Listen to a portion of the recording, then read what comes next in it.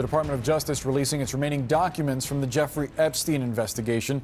Deputy Attorney General Todd Blanche saying the records will be posted throughout the day, including more than 2,000 videos, more than 180,000 images. Some of the material so explicit, you have to verify being an adult before you can actually access it. Many of Epstein's survivors have been publicly pushing for years to have these documents come out, but it took a law passed with near unanimous support in Congress to finally bring.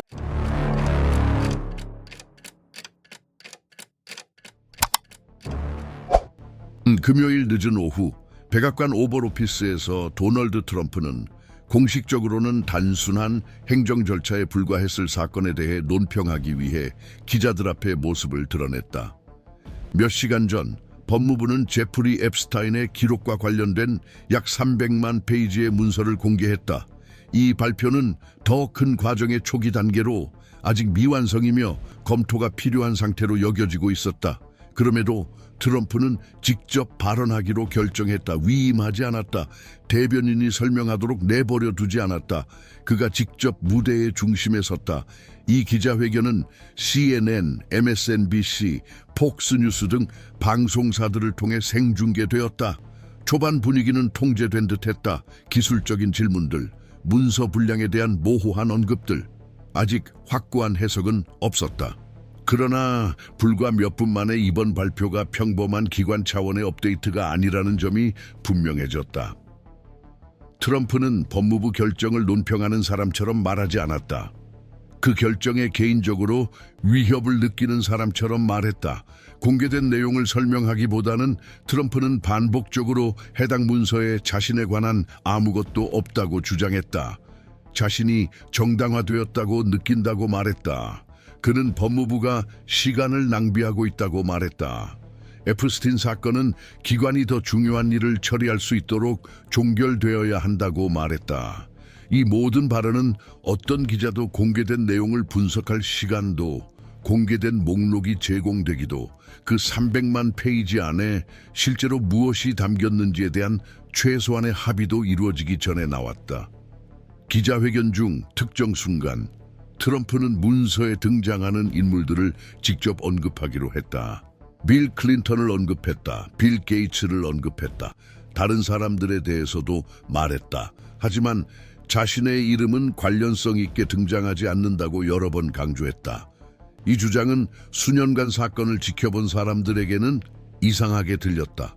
법원 보고서 증언 FBI 기록은 이미 앱스타인과 관련된 문서에서 트럼프의 이름이 수천 번 언급되었다고 지적한 바 있다.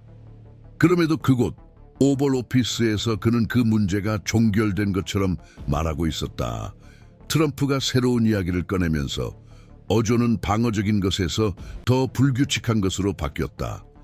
그는 제프리 앱스타인이 기자 마이클 울프와 함께 자신에 대해 음모를 꾸몄다고 말했다. 문서를 제시하지 않았다. 구체적인 날짜도 언급하지 않았다. 단지 앱스타인과 울프가 함께 그를 정치적으로 해치고 선거에서 패배하도록 도왔다고 주장했을 뿐이다. 이 말은 자연스럽게 거의 부수적인 세부사항처럼 언급되었지만 그 발언의 제도적 무게는 엄청났다. 대통령이 백악관 안에서 어떤 증거도 제시하지 않은 채 죽은 범죄자와 현직 기자를 정치적 음모로 고발한 것이다. 상황은 한 기자가 트레버 노아에 대해 질문했을 때 더욱 드러났다. 전날 밤 CBS에서 방송된 그래미 시상식에서 노아는 앱스타인 세계와 연관된 권력자들을 소재로 한 농담을 했다. 정치적 유머를 사용하는 시상식의 관례에서 벗어난 것은 아니었다. 그러나 트럼프는 마치 공식적으로 기소당한 것처럼 반응했다. 앱스타인의 섬에 가본 적 없다고 말했다. 노아를 형편없는 진행자라고 비난했다. 그의 그래미 시상식 진행을 지미 킴멜의 다른 시상식 진행과 비교했다. 답변 도중 앱스타인을 제프라고 언급했다. 이 세부 사항은 당시에는 거의 주목받지 못했지만 후에 주목을 받았다. 트럼프는 거리를 두고 싶을 때 애칭이나 별명을 거의 사용하지 않는다. 그 답변에서 이름은 자동적으로 친근하게 나왔다. 제프. 에프스타인도 아니고 그 사람도 아닌 제프, 수십 차례의 기자회견, 인터뷰, 연설을 지켜본 사람들에게 이 실수는 전략이라기보다 습관처럼 들렸다. 기자회견 후 트럼프는 물러서지 않았다. 오히려 그 반대였다. 하루 종일 그는 소셜미디어에 일련의 메시지를 게시했다. 에프스타인과 친구가 아니라고 재차 강조했다. 민주당이 이 사건을 정치적 무기로 이용하고 있다고 말했다. 관련자 거의 모두가 민주당원과 당 후원자라고 주장했다. 그 섬에 가본 적이 없다고 다시 한번 반복했다. 이 게시물들 중 어느 것도 문서 내용에 직접 언급하지 않았다. 이는 설명보다는 공격에 더 초점을 맞춘 예방적 방어였다. 한편 기자들은 이런 종류의 공개 후 일반적으로 하는 일을 시작했다. 페이지를 세고 버전을 비교하고 참고 자료를 교차 검증하는 것이다. 그리고 직접적인 비난보다 더 강하게 퍼지기 시작한 간단한 질문이 있었다. 300만 페이지가 공개됐다면 나머지는 어디에 있는가? 과거 법원 절차와 행정 기록을 바탕으로 한 추정치에 따르면 에프스틴 관련 전체 기록은 수천만 페이지에 달할 수 있었다. 무엇이 제외될지에 대한 명확한 설명은 없었다. 새로운 공개가 언제 있을지에 대한 설명도 없었다. 이 시점에서 이 사건은 단순한 혼란스러운 기자회견을 넘어 기관들을 불편하게 만들기 시작했다. 트럼프가 법무부가 앞으로 나아가야 한다고 선언한 것은 단순히 자신을 방어하는 것이 아니었다. 실질적으로 공개 절차가 제대로 이해되기도 전에 종료되어야 한다는 것을 시사한 것이었다. 공식적인 명령이 아니라 국가 최고 권력 기관에서 발신된 정치적 신호였다. 이 모든 것은 공백 속에서 일어난 것이 아니다. 오벌 오피스에서의 발언, 그래미 시상식 반응, 소셜미디어 게시물, 그리고 나머지 문서들에 대한 불명확성은 무시하기 어려운 연속성을 형성했다. 특정 결말을 암시했기 때문이 아니라 그 과정 자체의 존재에 대한 명백한 불편함을 드러냈기 때문이다. 이 사건의 영향은 그 방에서 말해진 내용에 국한되지 않았다. 그곳에서 시작되었지만 곧바로 외부로 퍼져나가 아직도 가라앉지 않은 제도적 소음을 만들어냈다. 시간이 흐르면서 기자회견 내용이 헤드라인의 즉각적인 회로 밖에서 분석되기 시작하자 초점은 도널드 트럼프의 행동에만 머물지 않고 실제로 기관 내부에서 벌어지고 있는 일로 옮겨갔다. 더 이상 스타일이나 수사법에 대한 논의가 아니었다. 주목받기 시작한 것은 시스템의 서로 다른 톱니바퀴들이 명시적인 조율 없이도 같은 마찰 지점으로 끌려가는 듯한 모습이었다. 예를 들어 법무부는 300만 건의 문서 공개를 최종 결론으로 제시한 적이 없습니다. 오히려 그 반대였다. 기술적 성명에서 해당 기관은 이는 진행 중인 내부 검토의 결과로 단지 초기 단계에 불과하다고 밝혔습니다. 문제는 이러한 기관의 메시지가 대통령의 직접 개입으로 완전히 가려졌다는 점이다. 트럼프가 공개적으로 법무부가 앞으로 나아가야 한다고 말할 때 그는 단순히 의견을 표명하는 것이 아니다. 공식 지시가 없더라도 검사, 공무원, 법률 분석가들이 활동하는 환경을 바꾸고 있는 것이다. 바로 이 지점에서 법적 맥락이 중요해진다.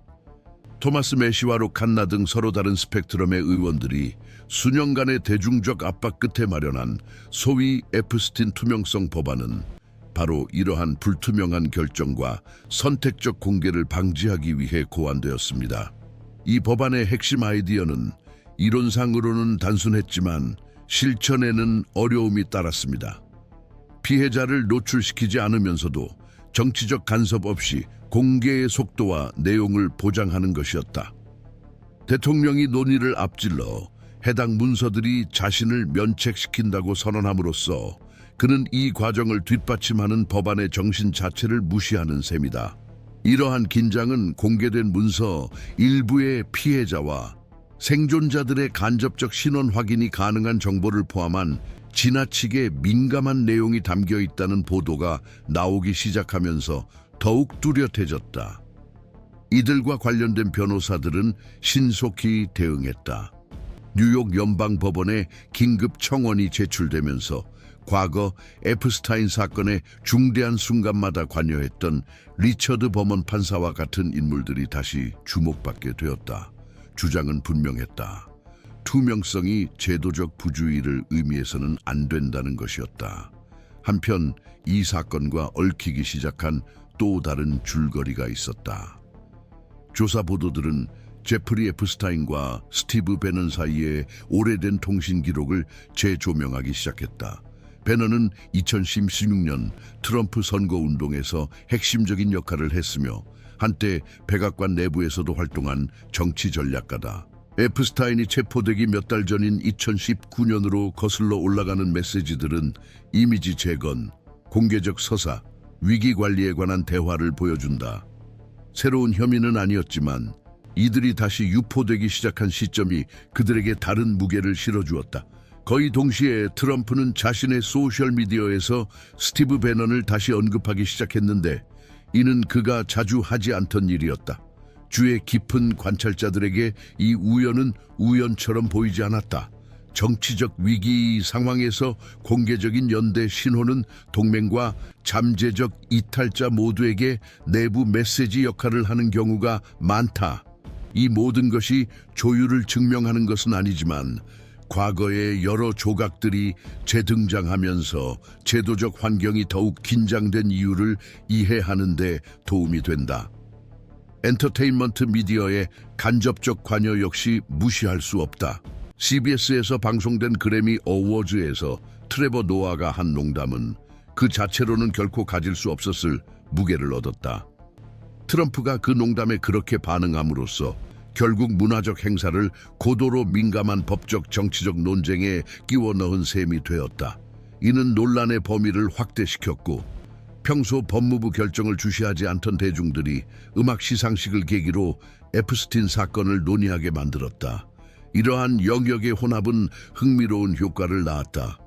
법률계 일부 주류 세력에게 가장 큰 위험은 문서의 구체적 내용이 아니라 제도적 경계의 점진적 붕괴에 있었다.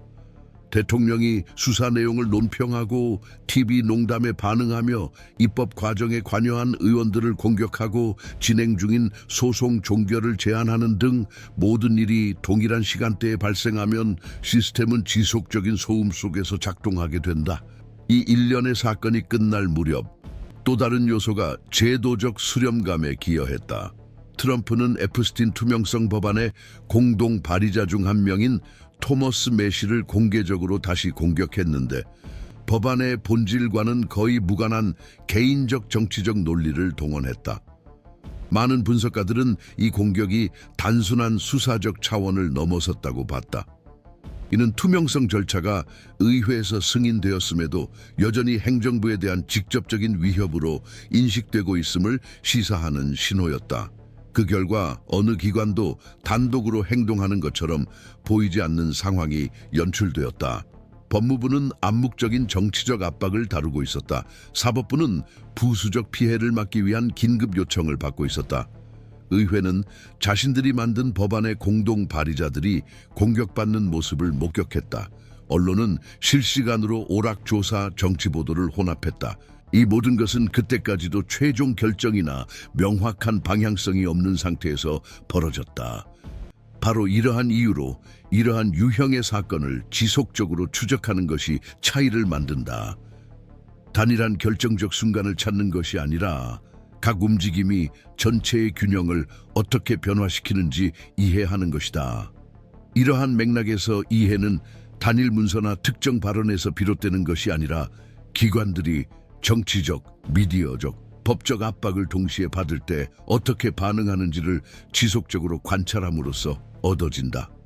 시간이 흐르면서 이 사건은 단순히 논란의 여지가 있는 발언들의 집합체로만 다루어지지 않고 미국 기관들의 대응 능력을 지속적으로 시험하는 과정으로 관찰되기 시작했다. 당시에는 지배적인 해석이 형성되지 않았다. 동일한 객관적 사건들을 출발점으로 삼으면서도 서로 다른 잠정적 결론에 도달하는 병행 해석들이 공존하는 모습이 관찰되었다. 이러한 합의 부재는 사소한 세부 사항이 아니라 당시를 가로지르는 불확실성의 정도를 보여주는 분명한 신호였다. 에프스틴 사건을 초기 민사 소송 단계부터 지켜본 법률 전문가들 사이에서는 도널드 트럼프의 태도가 제도적 절차가 진행되기 전에 미리 여론을 형성하려는 시도임을 시사한다는 해석이 굳어졌다. 이는 공식적인 직접 개입이라기보다 상징적 영역에서의 예방적 움직임이었다.